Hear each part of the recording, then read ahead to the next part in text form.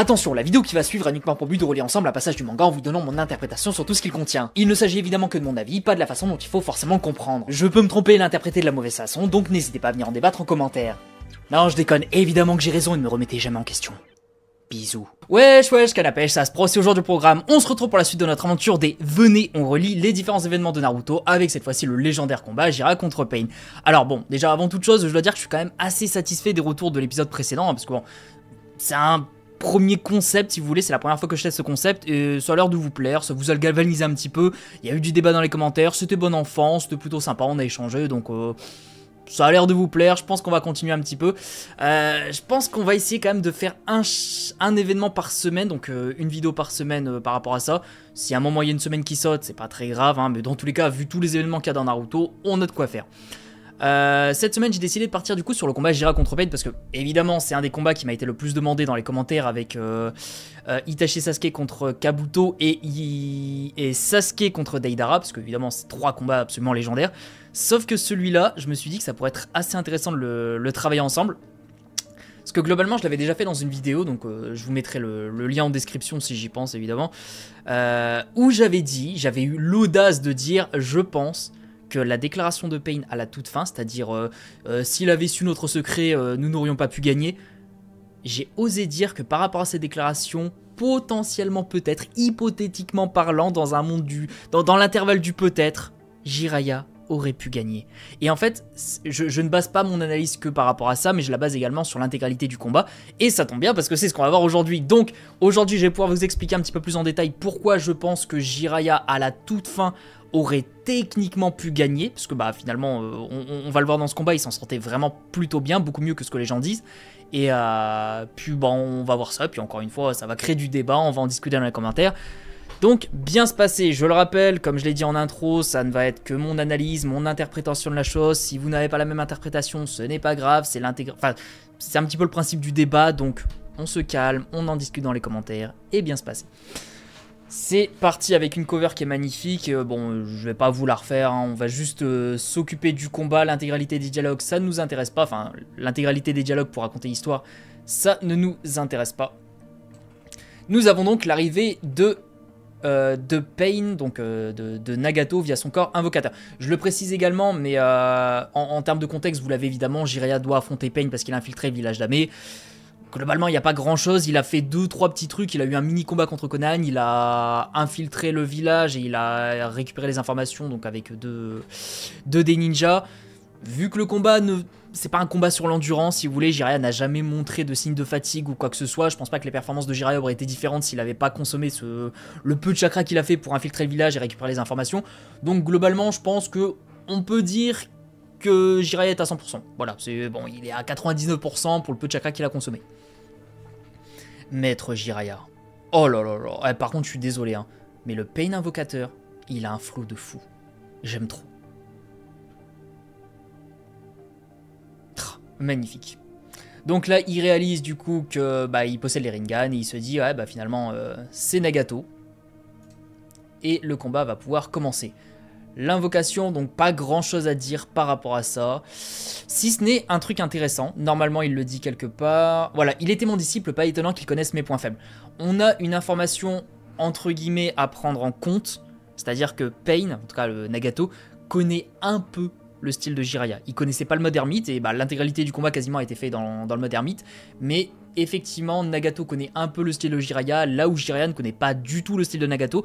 Il sait qu'il maîtrise, enfin qu'il est capable de maîtriser n'importe quel jutsu, enfin les 7 éléments du coup, mais globalement il a rien sur lui. Donc normalement en termes d'intel, l'avantage est à Nagato, mais on le verra, ça ne servira pas à grand chose. Donc pour moi on est vraiment sur un combat de type 50-50. Si ce n'est à la limite le terrain, mais encore une fois, on en parlera, mais le terrain en vrai n'avantage pas forcément Nagato. Pour moi, ça avantage autant l'un que l'autre. Ça dépendra vraiment. Donc voilà, pas grand chose sur cette attaque. Jiraiya va exterminer le... Qu'est-ce que c'est que ça d'ailleurs? C'est une sorte de crabe? Enfin, c'est pas un crabe, je me doute, c'est... Il y en a dans Elden Ring. Bon bref, vous avez capté. Les langoustes? Non, c'est pas une langouste. Bref. Donc la crinière du... D'ailleurs, je suis désolé, mais j'aime beaucoup trop ce jutsu. Vraiment. Donc ouais, bah, globalement un jutsu qui fait pousser ses cheveux, qui chope, et puis il peut même le rendre tout piquant. Du coup c'est vraiment pratique. Oh là là, magnifique. Et là, on a déjà un... Ah bon, c'est pas un point de discorde par rapport à ce débat globalement, mais beaucoup considèrent que c'est une incohérence par rapport à la technique de permutation. Bon, il va pas se passer grand chose, ils vont juste discuter.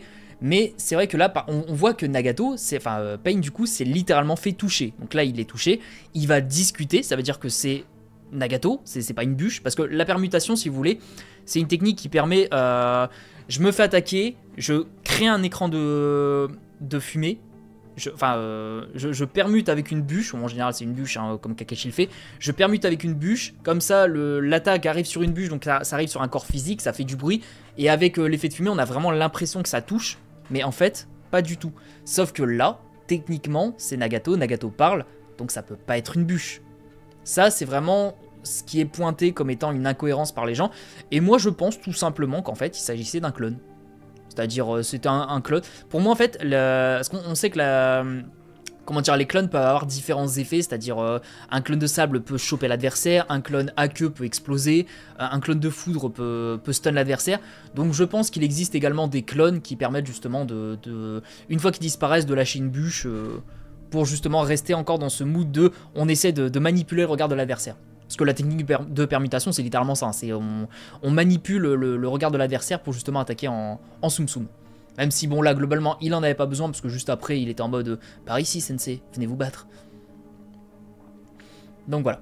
Ça, c'était la toute première partie du combat, qui était vraiment une petite escarmouche, il n'y a vraiment pas grand chose à dire. On arrive vraiment dans le cœur du sujet, avec l'apparition de Gamaken contre le caméléon. Monsieur Gamaken. Allez. C'est parti. D'ailleurs, Gamaken qui est peut-être un petit peu sous-côté. Hein. C'est vrai qu'on a tendance à préférer Gamamunta parce que ça reste le grand crapaud, mais Gamaken, très agile, en plus il a des armes, donc c'est quand même pratique. Allez, les deux ermites. Et là aussi, important à noter, directement, il n'a pas cherché à comprendre, mode ermite direct. Ça c'est beau. D'ailleurs, je me suis toujours posé une question, pourquoi il utilise son sang. Est-ce que du coup, pour invoquer Fukasaku Ishima, il a besoin de faire ça? Parce que le truc, c'est qu'effectivement, là, on a l'impression qu'il passe en mode ermite, mais on l'a vu, le mode ermite, c'est pas vraiment ça. Ou alors lui, vu que c'est une version qui est beaucoup moins maîtrisée, peut-être qu'il a besoin de faire ça. Parce que le truc, c'est qu'après, oui, effectivement, Gamaken, il va lui dire attends, qu'est-ce qui se passe? Tu vas vraiment les invoquer. Et je me dis que c'est soit pour le mode ermite, soit pour invoquer les crapauds, mais bon, dans tous les cas, ça change pas grand-chose. C'est juste que c'est un petit peu rigolo. On voit que Naruto, lui, il en a pas eu besoin. Donc je pense que c'était plus pour invoquer les crapauds. Bon, enfin bref. Donc le caméléon qui est invisible. Et là, on a une des techniques, je suis désolé, les plus sous-cotées. Regardez Jiraiya. Il a même pas besoin de Mudra ou quoi que ce soit. Il fait un double claque-claquette là. Et ça crée une barrière. Voilà, c'est une barrière de détection. À partir du moment où un corps rentre dans cette barrière, il le détecte. Donc forcément, si c'est un...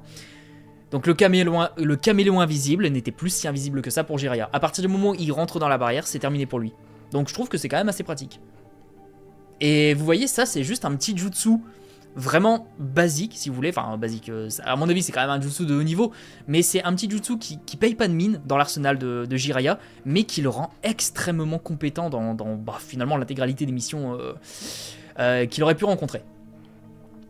Donc du coup, vu que la barrière finalement ne sert plus à grand chose, enfin, vu que la barrière le caméléon ne sert plus à grand chose dans cette configuration, il invoque des chiens qui vont attaquer. Et là, on va en revenir sur un autre point très important. Les chiens ne sont pas immortels. Je suis désolé de le dire. Je sais qu'en fait, beaucoup considèrent que ces chiens sont immortels. Attendez, normalement, il y a les databooks. Databook Shikushudo. Shikushudo. Est-ce... D'accord, pourquoi Sakura?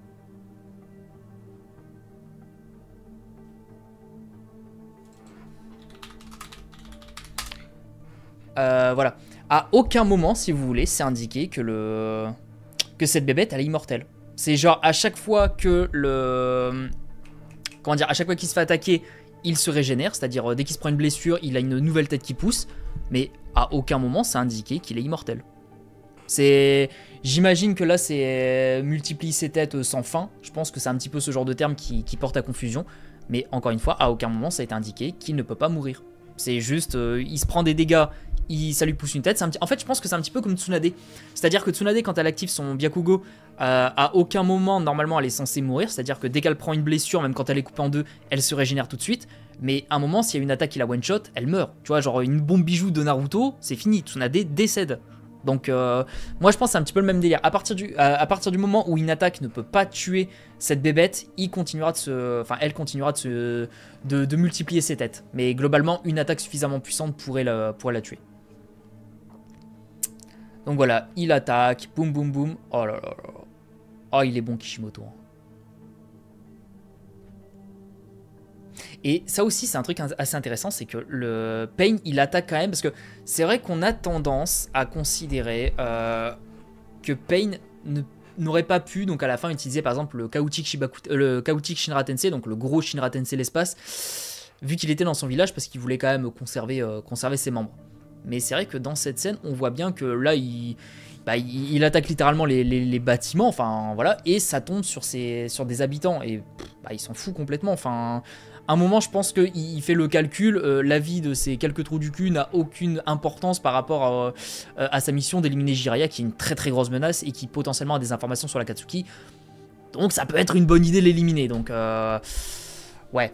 Je me dis, est-ce qu'il aurait eu le cran d'exterminer son village? Peut-être.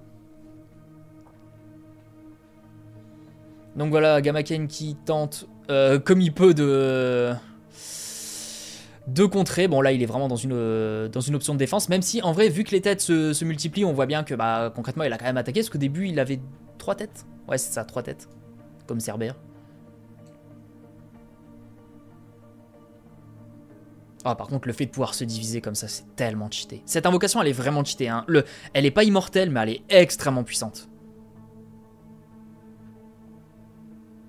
Et notez quand même que la barrière est gigantesque, parce que le truc c'est que, on le voit, la Jiraiya sur la tête de Gamaken, il est vraiment tout petit, et là, la tête de Gamaken est toute petite par rapport à la barrière. Ça veut dire que là, la barrière, elle est franchement... Bon, je vais pas évaluer la distance, mais je pense qu'on est sur bien 200 mètres au moins. Au moins 200 mètres de circonférence, c'est pas mal. Le Piaf qui attaque, ouais, Gamaken malheureusement qui est complètement submergé par toutes ses offensives. Et Jiraiya qui capte que, du coup, concrètement, il n'utilise que les invocations alors que normalement il maîtrise tout. Et là, on a une des scènes les plus badass qui va arriver. Attention. Donc, regardez. La taille de ce buffle. Ouais, c'est un buffle. C'est à peu près la même taille que Gamaken. Il rentre dans Jiraiya et il se fait soulever ses grands morts. Donc, ça veut dire quand même que le Modern Myth offre une puissance absolument démentielle. Genre, tu peux dégager, parce que là, l'espèce de répulsion vient justement de cet endroit. L'écran de fumée, en fait, part dans ce sens. Ça veut dire que du coup, l'attaque vient d'ici. C'est pas genre lui qui attaque et qui fait ce bruit-là. C'est vraiment Jiraiya qui fait cette attaque. Imaginez la puissance de fou pour soulever quelque chose qui fait la taille de Gamaken, qui lui-même fait la taille de Gamabunta, qui lui-même fait la taille de Kyuubi. Imaginez, capable de soulever un bijou comme ça. Bon, les bijoux sont beaucoup plus puissants, mais globalement, c'est une bête de cette taille. Vraiment, le Modern Myth offre une force titanesque. Et voilà, l'arrivée, justement... C'est dommage que sur ce site, il n'y ait pas les doubles pages, mais... Ah là là, l'arrivée du Modern Myth. Et là, le combat, il va prendre une toute autre tournure. Donc bon, pour l'instant, si je fais un petit récap, voilà, c'est juste Nagato qui envoie des attaques, Jiraiya qui passe en mode ermite, il n'y a vraiment pas grand chose à dire pour l'instant, les deux ils se cherchent encore un petit peu, il n'y en a aucun qui est vraiment à fond, et là ça a commencé à devenir sérieux. J'adore cette phrase, en fait j'adore cette case, Orochimaru, Jiraiya, ces ninjas légendaires ont décidément des techniques pas banales. Et oui, c'est vrai que Jiraiya... Encore une fois, si on fait le récapitulatif de l'intégralité de ces techniques... Attendez...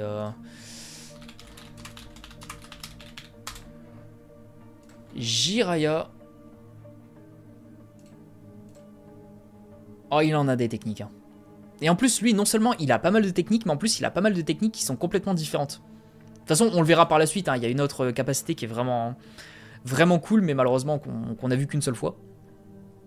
Même, attendez, globalement, au début, juste avant, bon, on va pas rester 3 heures dessus, hein, mais... Bah, c'était littéralement ici. Au chapitre d'avant. Voilà. La technique où Jiraiya, il est genre juste derrière dans l'ombre de la personne et a dit manipulation des ombres de Gamma Daera.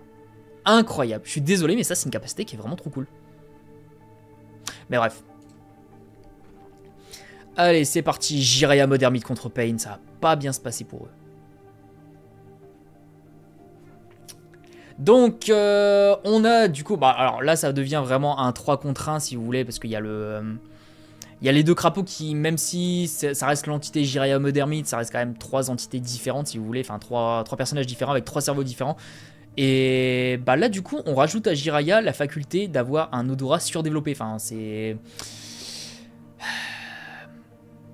Shima. C'est Shima qui a cette capacité grâce à sa langue qui renifle littéralement les gens invisibles. Bon, les dialogues, pas vraiment besoin. Là, on est vraiment sur le scénario.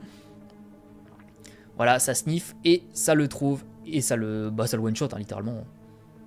Ah non, ça le one-shot pas, ça le met de l'acide et normalement c'est Fukasaku qui va le terminer. Voilà, avec son jet de Suiton là. Et voilà. Et franchement, il a pas fait un pli. Ça repart sur tout ça. Et d'ailleurs, Jiraiya avait un sacré flow quand il était jeune. Et voilà, là on part sur du 3 contre 1. Bon, pour l'instant, encore une fois, dans ce combat, on n'a pas eu grand chose. Enfin, pour l'instant, dans cette partie, c'est vraiment juste... ça se jauge encore une fois. Et je pense qu'on va rentrer au chapitre, donc 377, le chapitre qui est le plus controversé de tout le combat, après évidemment le tout dernier chapitre de ce combat.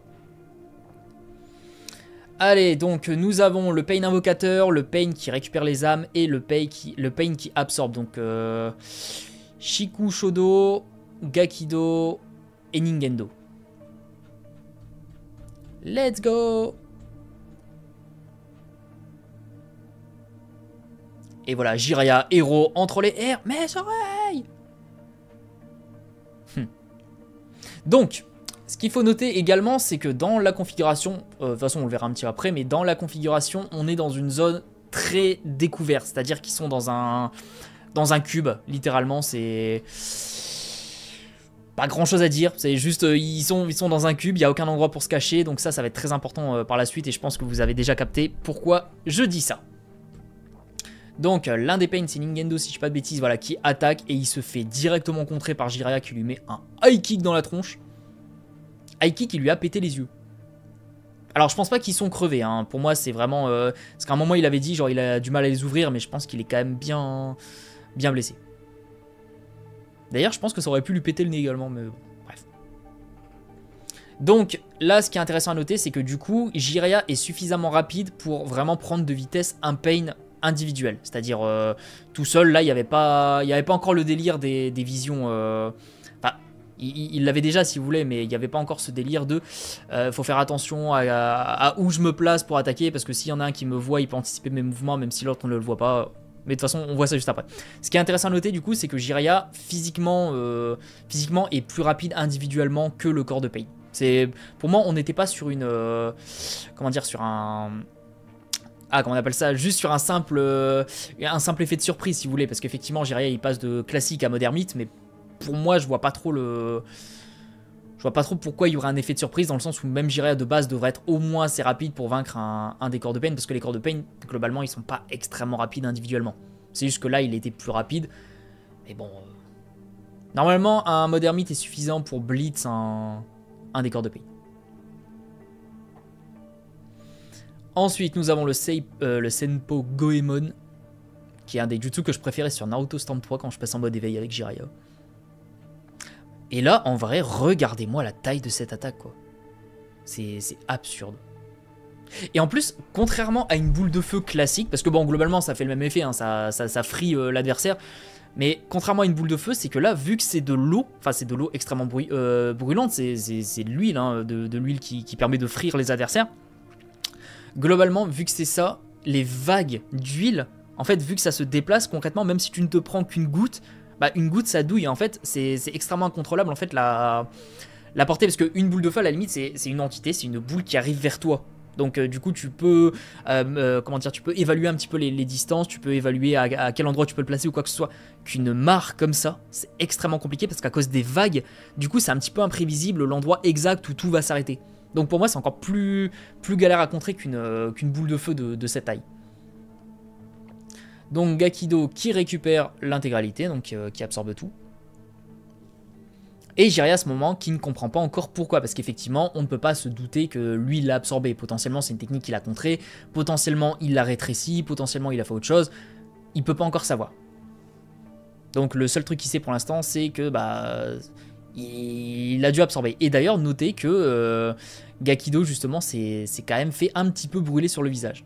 Parce que du coup l'absorption, même s'il absorbe, on le voit qu'il est quand même dans l'huile, il est obligé de se prendre un bout, parce que vu la chaleur et tout, il est obligé de se prendre un...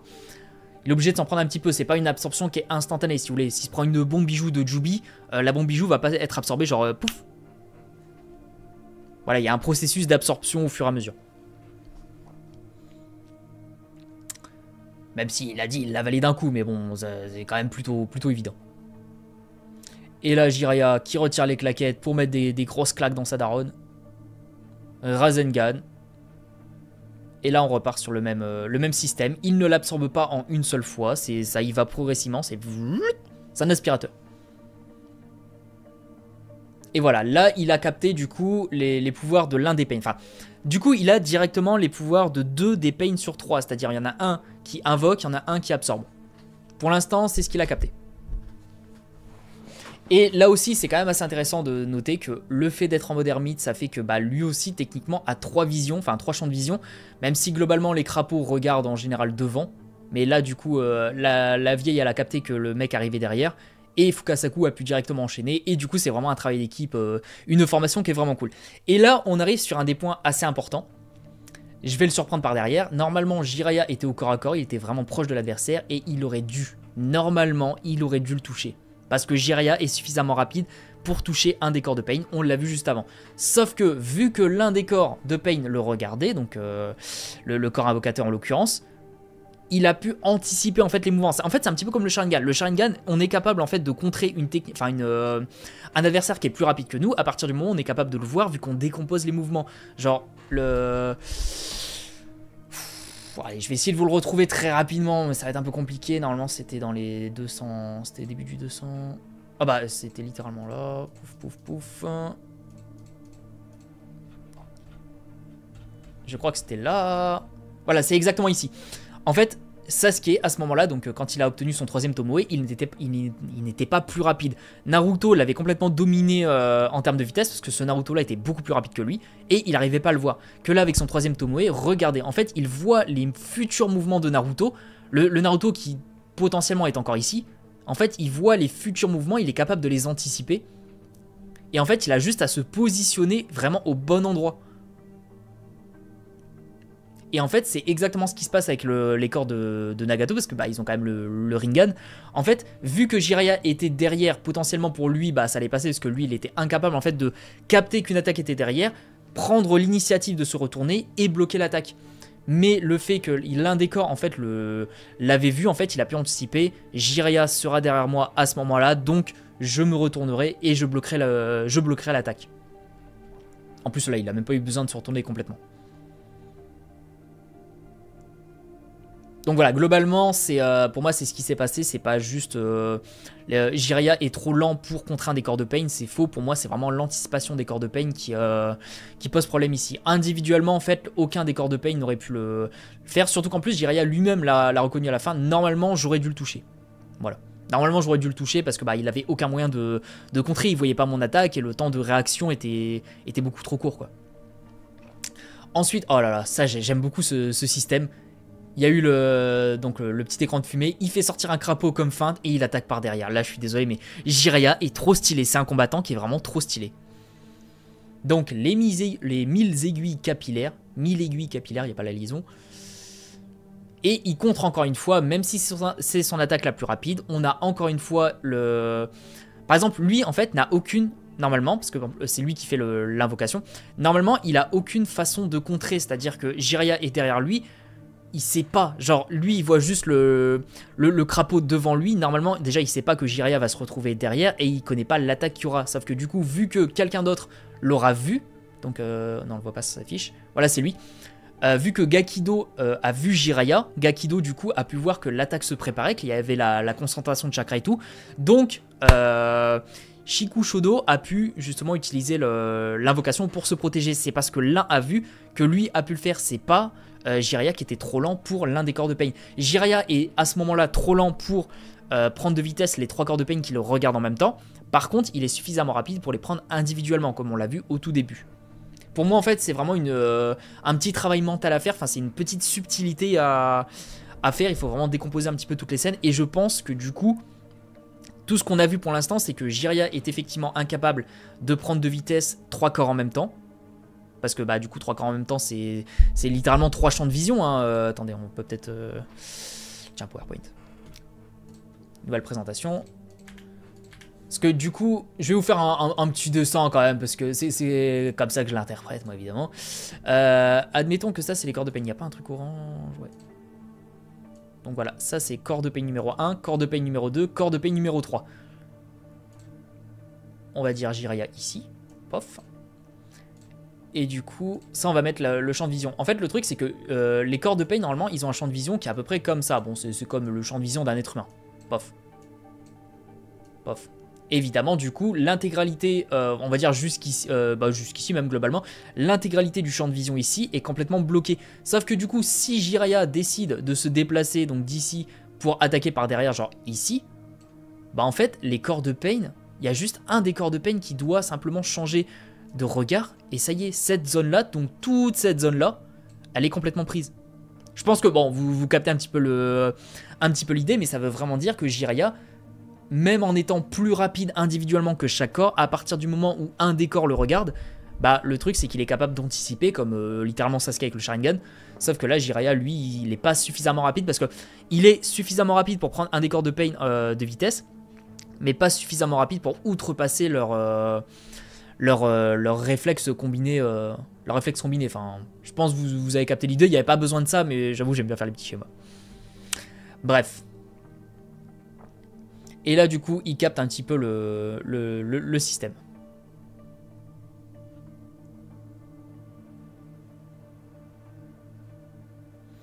Hop là. Voilà, donc là, il capte le système de vision partagé. Là, il commence à comprendre qu'il est un petit peu dans le caca. Et on arrive alors là à l'un des gros problèmes. L'un des gros problèmes par rapport à ce débat, Jiraiya Pain, par rapport à la difficulté globalement du combat, ou même par rapport à la difficulté de ce mini-combat, parce que bah, ça reste quand même un mini-combat, c'est 3 corps contre 1, alors qu'après il va devoir affronter les 6. Le gros problème de ça, c'est littéralement, il dit, si je poursuis le combat dans ces conditions, je vais me faire trucider, mode ermite ou pas. Je ne pensais pas avoir affaire à si forte partie. Beaucoup, mais vraiment, quand je dis beaucoup, c'est beaucoup. Je l'ai vu dans ma vidéo, hein, de toute façon, sur Jiraiya. Et puis même quand j'avais fait le Team 7 contre les Sannin, j'avais eu pas mal de fois ce commentaire. Beaucoup de personnes considèrent que justement, Jiraiya n'est pas plus fort que les 3 corps de pain. Que les 3 corps de pain sont plus forts que lui. Et à ça, bah, attendez, je pense que même on va dupliquer l'onglet. Et on va revenir sur ça dans tous les cas à la toute fin. Mais, enfin, en tout cas, à la fin de leur combat à 3. Mais je suis désolé, hein. À aucun moment, vraiment à aucun moment, Jiraiya n'était obligé de rester à cet endroit. Parce que le truc, c'est qu'encore une fois, on est dans une zone qui est fermée. Dans une zone qui est fermée, du coup, Jiraiya est désavantagé. Désavantagé parce que, comme je l'ai fait dans mon petit schéma, vu que c'est une zone qui est assez petite, assez restreinte, et qui a 3 champs de vision, ça veut dire que Jiraiya, peu importe où il va, il pourra pas se cacher, il pourra pas utiliser d'effets de surprise, parce qu'il y aura toujours un corps qui va pouvoir, en fait... toujours un corps qui aura une visu sur Jiraiya. Et à partir du moment où tu as une visu sur Jiraiya, bah lui il pourra pas faire grand chose. Donc c'était quoi l'option selon vous? C'était rester dans cette zone et le combattre en mode Dragon Ball, ou essayer de littéralement faire le ninja, c'est-à-dire de manipuler le terrain pour justement prendre l'avantage. Et bah, littéralement, je pense que c'est quelque chose qui, normalement, ne devrait pas poser problème à accepter. Genre, pourquoi dans le combat contre Jiraiya Pain, ça pose problème, mais pas dans le combat, genre, Suigetsu contre Hashibi. Genre, littéralement, Suigetsu a pris l'avantage du terrain pour justement contrer Hashibi. Normalement, il n'aurait pas pu, parce qu'Hashibi est beaucoup trop fort, mais en utilisant l'eau qu'il y avait aux alentours, il a pu contrer. Qu'est-ce qu'on a d'autre? On a littéralement Hashibi qui détruit la forêt, parce que dans une forêt, donc contre les Jinchuriki, il n'avait pas possibilité de prendre l'avantage du terrain. Encore une fois, je suis désolé, ça fonctionne. Jiraiya contre Itachi et Kisame avait utilisé l'estomac du crapaud parce qu'ils étaient dans la zone parfaite, ils étaient dans un endroit extrêmement restreint, donc l'estomac du crapaud c'était un très bon jutsu à ce moment-là. Et ça, si vous regardez un petit peu le manga Naruto, à pas mal de reprises, on manipule justement le terrain pour justement choisir le meilleur des terrains pour nous avantager. Et Kabuto, littéralement, Kabuto contre Itachi et Sasuke, Kabuto avait un avantage énorme par rapport au terrain. C'est tout. En fait, un ninja est obligé, si vous voulez, de jouer avec avec le terrain, comme Shikamaru. J'ai plein d'exemples en tête. Shikamaru contre Kin. Il a utilisé le terrain pour justement la faire cogner, pour lui commotionner ses grands morts dans son combat à l'examen de Chunin. Et là, du coup, c'est un petit peu pareil.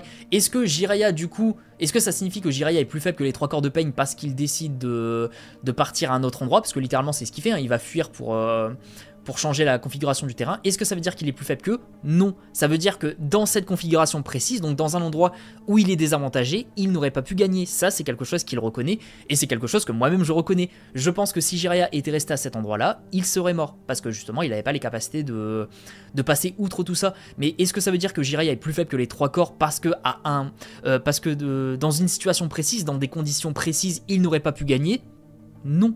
À partir du moment où tu mets un ninja dans des conditions désavantageuses pour lui, faut pas s'étonner qu'il soit pas capable de vaincre un adversaire qui, lui, justement, est dans les bonnes conditions. Et là, justement, Jiraiya avait la possibilité de l'affronter de mano à mano, justement, dans ce genre de configuration. Il a décidé que c'était trop dangereux, qu'il allait changer le terrain pour, justement, récupérer l'avantage de la situation. Il l'a fait, et on le verra par la suite, il a gagné. Donc, globalement, je suis désolé, je peux pas considérer que Jiraiya est plus faible que les 3 corps de Pain parce qu'il a dû changer de terrain.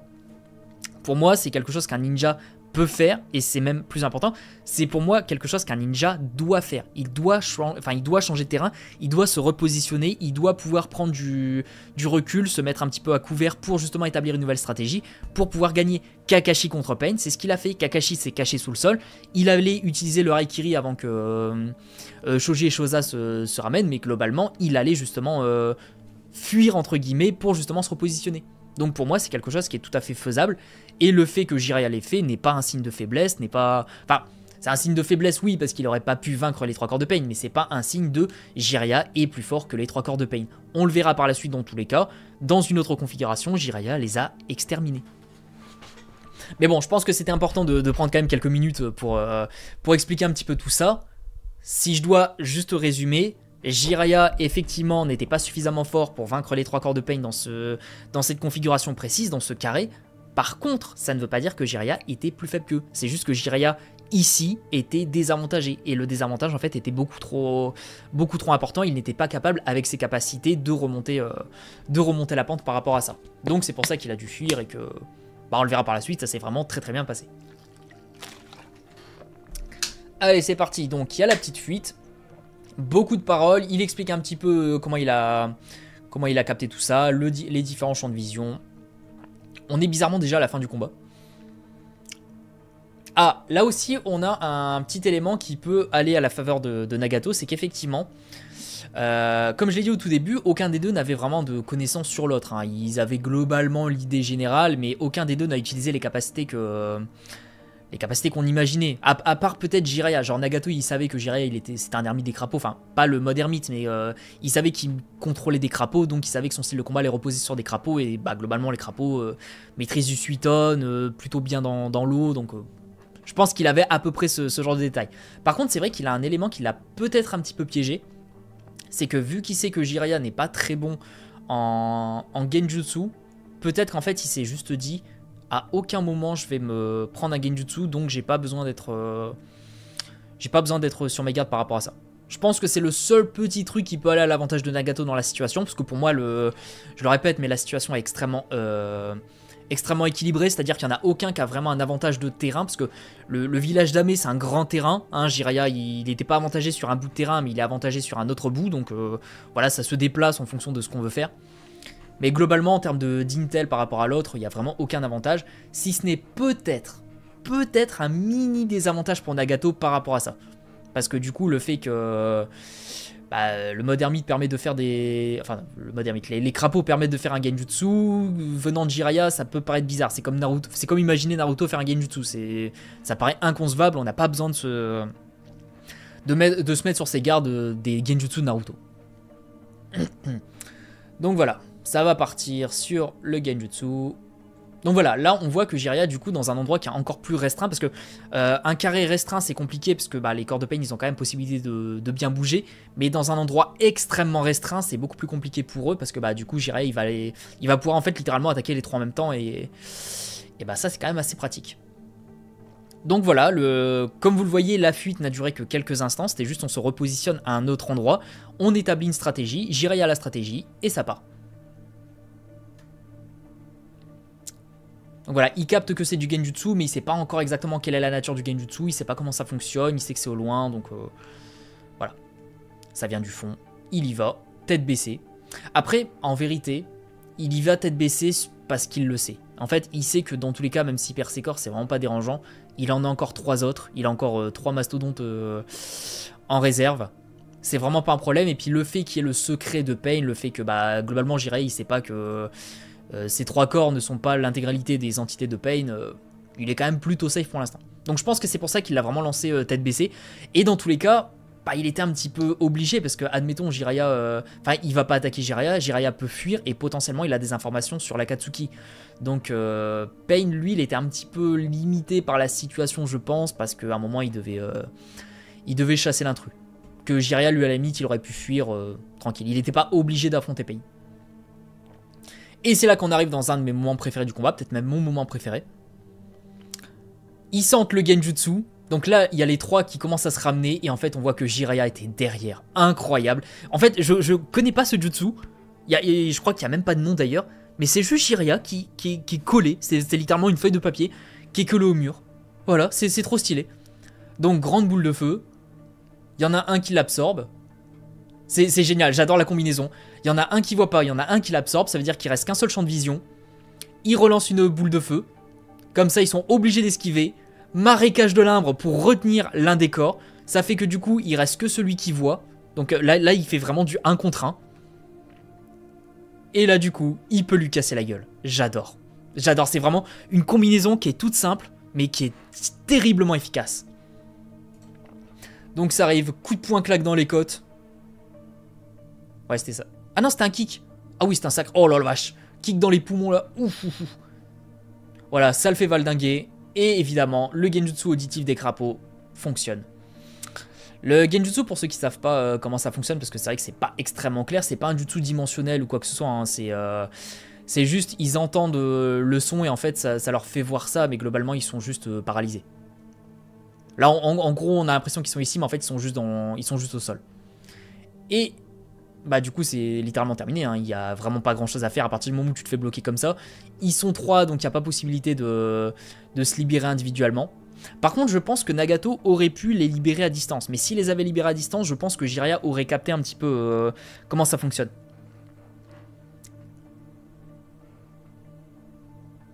Donc voilà, là, il les a tués. Parce que ça, je vais revenir très rapidement dessus, mais effectivement, ils ont été pris dans le genjutsu. Mais comme parce qu'en fait, le fonctionnement de Pain, c'est juste 6 cadavres, parce que ça reste des cadavres, donc qui sont complètement inanimés.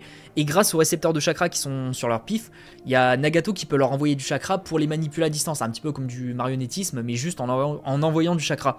Sauf que le chakra n'est envoyé que du chakra de Nagato vers les corps, c'est pas des corps vers Nagato. Ce qui fait que du coup, les chakras des individualités ont été perturbés, mais le chakra des autres corps, parce que Nagato envoie son chakra vers corps 1, vers corps 2, vers corps 3, vers corps 5, vers corps 4, vers corps 5 et vers corps 6. Mais c'est pas, tu sais, genre vers... c'est pas Nagato qui envoie du chakra et le chakra, tu sais, genre est partagé entre les 6 corps. C'est pas comme ça que ça fonctionne. Ça veut dire que du coup, en utilisant un genjutsu sur par exemple ce corps-là, les autres corps qui sont en réserve par exemple n'ont pas été pris dans le genjutsu. Et du coup, je pense que Nagato à ce moment-là aurait pu reperturber le chakra qui est déjà perturbé des corps de Pain pour justement les libérer avant qu'ils se fassent tuer. Mais je pense que effectivement à ce moment-là, Jiraiya aurait capté que du coup il y a un autre chakra qui a fait quelque chose. Et du coup, il aurait pu se dire finalement il y a peut-être d'autres corps. Si le Nagato du début, en fait ils étaient 3, potentiellement il y en a plus. Donc je pense que ça aurait été une grave erreur en fait de les libérer, et je pense qu'il s'est dit je préfère en fait les tuer et attaquer Jiraiya par surprise pour littéralement l'éliminer et réparer les corps juste après, parce que dans tous les cas j'ai toujours le corps qui répare en réserve. Pour moi c'est comme ça que ça s'est passé, c'est comme ça que je l'interprète. Je vois pas trop comment sinon expliquer un petit peu tout ça, parce que si on considère que du coup le genjutsu fonctionne sur tous les corps, comment ça explique que Nagato il est toujours il est fonctionné. Faudrait dire que Conan ait libéré Nagato, parce que du coup si tous les chakras sont partagés, et dans ce cas là techniquement on devrait dire que c'est une victoire de Jiraiya, parce que je pense que vous avez capté, hein, s'il y a eu une intervention de Conan, une intervention extérieure, disqualification, le titre est à Jiraiya et puis voilà. Mais bon, je pense que c'est pas ce qui s'est passé pour moi. Seuls ces 3 corps étaient pris et puis Nagato aurait pu les libérer. Nagato aurait pu littéralement jouer différemment, mais il misait, on va dire, un petit peu plus sur l'attaque surprise. Donc voilà, et là du coup très grosse erreur de Jiraiya, mais malheureusement qu'il ne savait pas, c'est que Jiraiya a littéralement baissé sa garde parce qu'il s'est dit, erreur, il savait pas, littéralement il avait Pain au sol, mort, qui ne respirait plus, qui avait un truc planté, une épée plantée dans le corps, et à aucun moment il s'est dit tiens vas-y, à aucun moment il s'est dit potentiellement il y a d'autres corps, et c'est normal. C'est un petit peu comme... j'ai le Hoka en même temps, je suis désolé, je suis en train de lutter pour le contrer. C'est un petit peu comme Obito qui s'est pris à Amaterasu parce qu'il n'avait pas capté que Itachi d'outre-tombe lançait une attaque. C'est normal. Genre Itachi est mort, il l'a vu factuellement, Itachi est décédé, il ne respire plus, à aucun moment tu t'attends à ce qu'Itachi t'attaque. Tu vois, c'est normal. Donc là c'était un petit peu le même système. Le seul truc que j'ai... j'ai un petit problème avec cette scène quand même, c'est le fait que Jiraiya n'ait pas simplement pris les corps. Genre pourquoi il les a pas placés, genre fait un estomac du crapaud pour justement les récupérer et aller les étudier. Genre là il a le Rinnegan au sol, genre des Rinnegan. Je sais pas trop ce qu'il comptait faire, parce que là du coup il était en mode vas-y vous allez pouvoir vous reposer.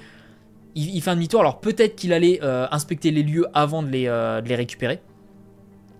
Mais j'ai quand même cette sensation que là il allait juste se barrer. Mais bon, je veux quand même faire confiance à Jiraiya, je vais pas l'assurer à 100%, mais faites gaffe quand même. Et voilà, ne jamais relâcher sa vigilance, c'est un de vos préceptes, maître Jiraiya. Et puis là, attaque surprise, boum. Alors, beaucoup de personnes...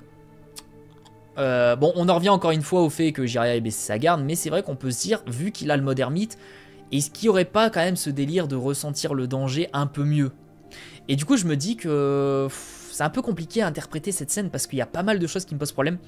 Déjà dans un manga ou même plus largement dans une œuvre de fiction, il y a un truc, alors je pense que ça a un nom, mais c'est un système si vous voulez qui fait que le temps s'arrête un petit peu. Par exemple là, je pense que quand Pain est arrivé, il a directement attaqué Jiraiya, il n'y a pas eu un temps entre le moment où il a apparu et le moment où il l'a attaqué. C'est un petit peu comme quand par exemple, je sais pas moi, Madara balance une boule de feu et il y a tous les mecs qui sont en mode genre waouh, une boule de feu de cette envergure, c'est pas possible. Sauf que le problème c'est que le temps de dire cette phrase, normalement la boule de feu est déjà sur sa tronche. Donc pour moi il y a toujours ce délire, vu que c'est un manga, de dire une survitesse en fait dans les paroles. C'est-à-dire que effectivement l'action l'action de parler, de balancer cette phrase, ça existe, c'est quelque chose qui prend du temps, mais dans le feu de l'action, je pense que ça n'a pas pris tant de temps que ça. Je pense que c'est juste voilà, pour imbriquer parfaitement les deux scènes côte à côte, c'est-à-dire la scène où il apparaît et la scène où il attaque. Mais je pense pas que ça ait pris tant de temps que ça. Et dans tous les cas, on en revient quand même à ce que je disais au début, Jiraiya avait complètement sa garde qui était baissée, il imaginait absolument pas pouvoir se faire attaquer, et il a quand même réussi, parce que effectivement il a pris un peu de temps en discutant, donc un temps qui est extrêmement minime, parce que balancer une phrase c'est pas dérangeant, surtout qu'en plus, le fait de balancer cette phrase à ce moment-là, ça crée un effet de surprise, parce que bah, Jiraiya il est en mode, attends, quoi, il y a quelqu'un derrière? Du coup, il y a un effet de surprise qui se crée, donc forcément, le temps de réaction n'est pas exactement le même. Et il a quand même voulu l'éliminer, et Jiraiya l'a quand même contré. Il l'a contré de justesse, effectivement, mais en sachant qu'il était à bout portant, le fait de simplement perdre son bras d'une attaque à bout portant, c'est pas mal. En vrai, je pense pas que ce soit une incohérence du mode ermite, surtout qu'en plus, on le rappelle, mais Jiraiya n'est pas un mode ermite parfait, donc je pense que niveau réflexe, on n'est pas encore sur le même niveau que Naruto avait contre Pain ou contre le 3ème Hokage, mais il devait quand même en avoir. Et je pense que ça a été prouvé quand justement il a réussi à contrer l'attaque surprise de Pain. Et là, malheureusement, on arrive à un petit détail. Un petit détail qui pose problème. Est-ce que vous l'avez?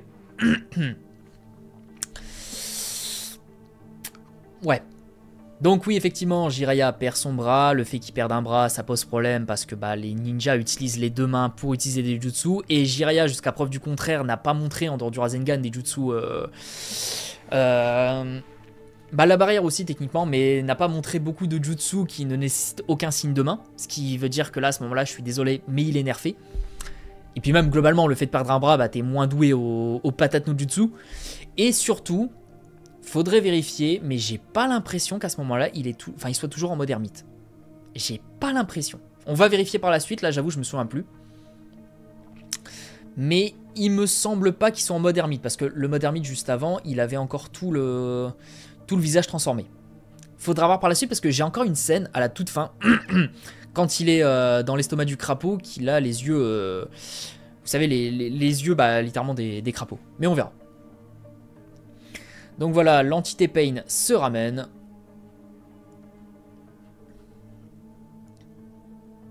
Ouais. Est-ce que c'est le mode ermite? Après, il a encore le gros nez.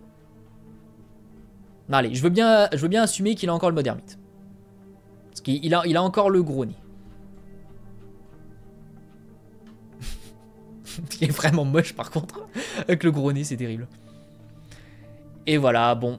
Là, il n'y a plus grand chose à dire par rapport à tout ça. C'est-à-dire que les Pain, ils vont le charger. Je crois même d'ailleurs que ça va pas être le combat directement Pain. Il va y avoir un petit interlude. Ouais, c'est ça. Bon, là, il n'y a plus grand chose à dire sur ce combat. Il se fait rusher. Petit interlude avec Kisame qui a un flow titanesque comme ça. J'adore Kisame. Oh, le Solo King. Obito.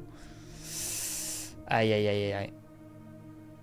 Regardez-moi cette scène. Je suis désolé, mais Itachi a un flow incroyable.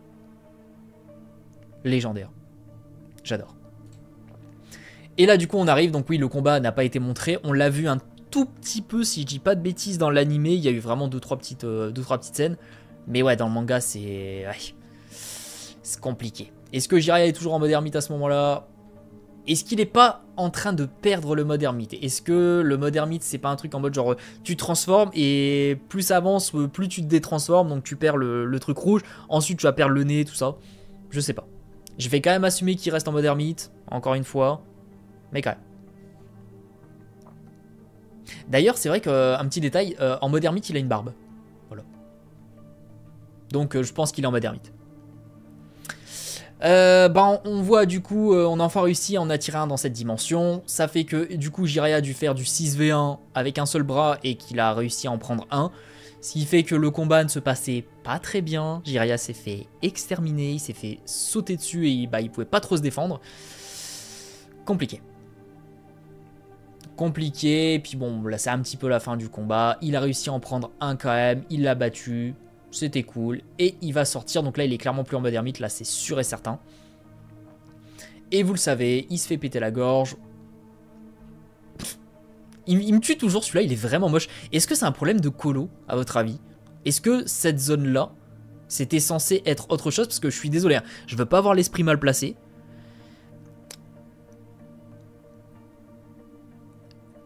Vous savez. Vous savez. Bref. Puis là, évidemment...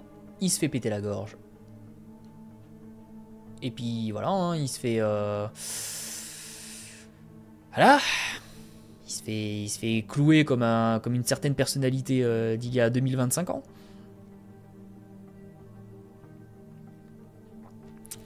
Et voilà, bon, on va repasser vite fait sur cette toute petite partie. Je suis désolé, Orochimaru, il a un flow de fou! Je suis désolé de skipper parce que c'est pas vraiment la scène, l'affrontement Jiraiya-Nagato que je voulais. C'était vraiment, vraiment le combat en lui-même. Mais c'est vrai que toute cette scène extraordinaire, la mort de Jiraiya, fantastique, j'adore. Mais je pense que ça, c'est quelque chose qu'on pourrait voir dans une autre vidéo. Genre la mort de Jiraiya. On pourrait vraiment la revivre ensemble. Message reçu. Et d'ailleurs, je sais pas si vous vous souvenez, mais dans Naruto Storm 2, le combat de boss Naruto Storm 2, il y a Jiraiya qui, au lieu en fait de simplement balancer le message comme ça, en fait il se relève et il sort un Rasengan de fou, c'était vraiment stylé. Mais bon, voilà, Jiraiya décédé, on a cette petite partie là. Jiraiya qui s'enfonce. La geste de Naruto Uzumaki. Ouais, ça fait bien. Donc Jiraiya qui décède et nous avons la toute dernière scène qui est l'ultime clou dans le cercueil de Jiraiya, j'allais dire dans le coffin. Je doute qu'on eût pu le vaincre sans notre secret, mon maître était bien digne de louange. Et on a même un truc juste après. Vous en aurez mis du temps, c'était tout de même Jiraiya, donc même Zetsu Noir reconnaît la puissance de Jiraiya. Et du coup, par rapport à cette phrase, qu'est-ce que ça veut dire? Je doute qu'on eût pu le vaincre sans notre secret, mon maître était bien digne de louange. Pain, à ce moment-là, reconnaît que sans son secret, donc on verra ça le secret juste après, sans son secret, Pain aurait perdu. Dans un combat 1v1, enfin si vous considérez que c'est du 1v1, même s'ils sont 6 entités, dans un combat 1v1, Pain, donc avec le secret, Pain aurait perdu. Et c'est très important. Ça veut pas dire que Jiraiya est plus fort que Pain, parce que bah, finalement, découvrir le secret de l'adversaire, découvrir ses capacités ou découvrir l'intégralité de ce qu'il est, ce qu'il représente, ça fait partie du combat. Donc Jiraiya dans ce combat, effectivement, si tu fais le résumé, il a perdu. Il n'y a aucun problème avec ça, je n'ai aucun souci à le reconnaître, Pain était plus fort que Jiraiya. Maintenant, dans un scénario hypothétique, parce que du coup on est quand même sur une chaîne où on analyse, on débat et puis on crée des scénarios alternatifs un petit peu à la Budokai Tenkaichi. Si Jiraiya avait su le secret de Pain, selon Pain, donc selon le principal intéressé, au vu de ses propres capacités et au vu de ce qu'il a vu de Jiraiya, lui pense qu'il aurait gagné. Et du coup j'ai fait une vidéo que bah du coup je vous conseille quand même d'aller voir, Jiraiya aurait-il pu vaincre Pain, où j'explique en détail l'intégralité en fait du scénario, comment ça aurait pu se passer. Et si je devais résumer, c'était tout simplement que Jiraiya, s'il avait su que bah, Pain était 6 entités comme ça, enfin l'intégralité des pouvoirs de Pain, en fait au moment où il a vaincu les trois adversaires, on va reprendre la scène, voilà, bah en fait tout simplement il se serait dépêché et il aurait pris les corps avec lui. Il les aurait envoyés dans une autre dimension, donc la dimension des crapauds, là, le piège dimensionnel, où il aurait pu utiliser l'estomac du crapaud, peu importe. Il aurait vraiment pu utiliser une capacité comme ça pour justement empêcher les corps de revenir. En sachant quand même que parmi ces corps, il y avait le corps invocateur, donc ça veut dire que plus possibilité de les réinvoquer, même quand ils sont détruits, parce que quand ils sont détruits, ils peuvent quand même se faire invoquer, mais ça c'est pas très grave. Là, plus possibilité de les récupérer, ce qui veut dire que du coup à la fin il aurait resté Shurado, Tendo et Jigokudo. Donc 2 corps offensifs, Tendo et Shurado, et le corps qui répare, Jigokudo. Sauf que Jigokudo au combat ne sert pas à grand chose. Jiraiya techniquement n'aurait pas perdu son bras parce qu'il aurait été... comment dire, il aurait été sur ses gardes, donc il n'aurait pas perdu son bras, il aurait pu utiliser tous ses jutsu, et globalement, bah, Pain peut contrer les jutsu toutes les 5 secondes, mais c'est tout, c'est le seul en fait qui a la possibilité de contrer les jutsu. Repartez sur un Goemon, Pain va contrer 5 secondes l'attaque, enfin en tout cas, va contrer l'attaque genre boum, mais après, il y a 5 secondes pendant lesquelles ils sont complètement à la merci de Jiraiya. Donc, je pense que si tu fais l'intégralité du scénario, que tu joues un petit peu sur le fait que Jiraiya connaissait son secret, donc connaissait ses capacités, je pense que tu peux créer un scénario dans lequel Jiraiya gagne, et pour moi ça corrobore un petit peu avec les dires de Pain. Pour moi en fait il n'y a aucune incohérence, c'est pas en mode genre comment dire, Pain déclare ça et en fait quand on crée les scénarios on se dit bah non ça semble pas bon, ça semble pas in character, ça semble vraiment incohérent. Là, je pense, si tu crées un scénario, de toute façon, je vous conseille d'aller voir ma vidéo, hein, j'ai vraiment expliqué en détail l'intégralité du scénario qui, selon moi, est le plus pertinent, le plus probable. Et en vrai, ça passe. Ça passe, il y a toujours des petites zones d'ombre. Par exemple, est-ce que Pain aurait utilisé le chaotique Shinra Tensei dans son village? Est-ce qu'il aurait pris le risque de tuer tout le monde? Est-ce que, est-ce qu'il était genre suffisamment éloigné? Est-ce que le corps de Nagato était suffisamment éloigné pour éviter le chaotique Shinra Tensei?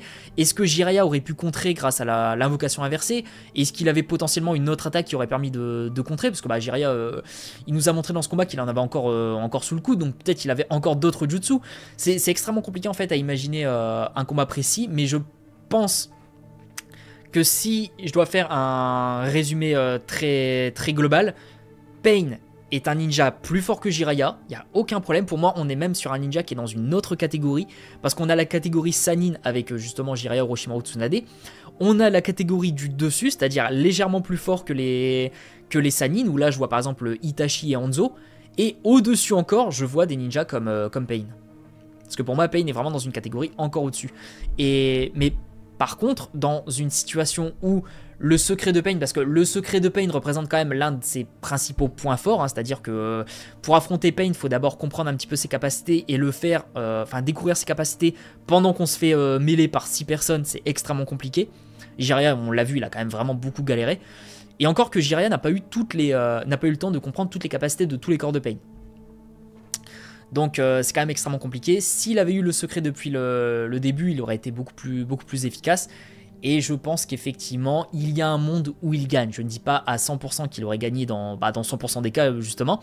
Mais en fonction de la situation, donc là, si on reprend cette situation précise, je pense qu'il aurait pu gagner. Voilà, je vais pas me mouiller autant que Pain.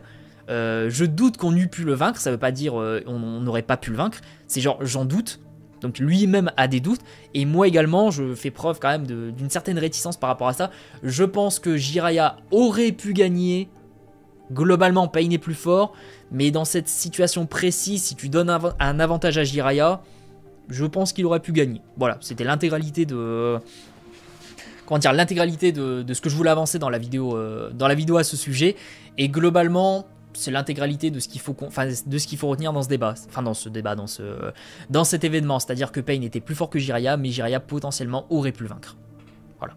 C'était pas une situation où c'était juste impossible d'imaginer Jiraiya gagner. Mais voilà. Donc voilà, je pense que là la vidéo risque de faire à peu près 1 heure, donc j'espère que ça a été un plaisir pour vous de suivre ça. En tout cas moi c'était un plaisir vraiment de la faire, parce que j'adore faire ce type de vidéo. Je pense que je vais essayer d'en refaire d'autres, ça pourrait être vraiment cool. Encore une fois, n'hésitez pas à me dire ce que vous avez pensé de cette interprétation. Vous pouvez débattre avec moi, de toute façon on a déjà eu des débats par rapport à ce combat, je pense qu'on en aura d'autres dans cette vidéo, et je pense que par la suite on en aura d'autres, parce que c'est un sujet qui est extrêmement compliqué, je pense qu'on n'en a pas fini. N'hésitez pas également à me donner d'autres suggestions. Je pense que le prochain ça pourrait être Itachi et Sasuke contre Kabuto, ou alors je pourrais partir sur un truc un petit peu moins mis en avant, c'est-à-dire un combat presque oublié mais qui était vraiment cool, hein, je pense. Shikamaru Temari, c'est un truc qui me botte bien. Les combats dans l'examen Chunin, je pourrais en enchaîner plusieurs parce que ils sont pas très longs. Donc ouais, je pense que ça pourrait le faire, ou tout simplement passer à un événement qui n'est pas un combat cette fois, c'est-à-dire une discussion Nagato Naruto, Obito Naruto, Gaara Naruto, beaucoup de Naruto là, mais je pense que vous avez capté un petit peu. Mais voilà, n'hésitez pas à me dire ce que vous en avez pensé, des bisous les gens, pour les soins de vous, et on se retrouve dès dimanche pour la nouvelle vidéo qui risque de vous plaire, parce que moi je pense que c'est clairement le type de vidéo que vous aimez. Allez, bisous.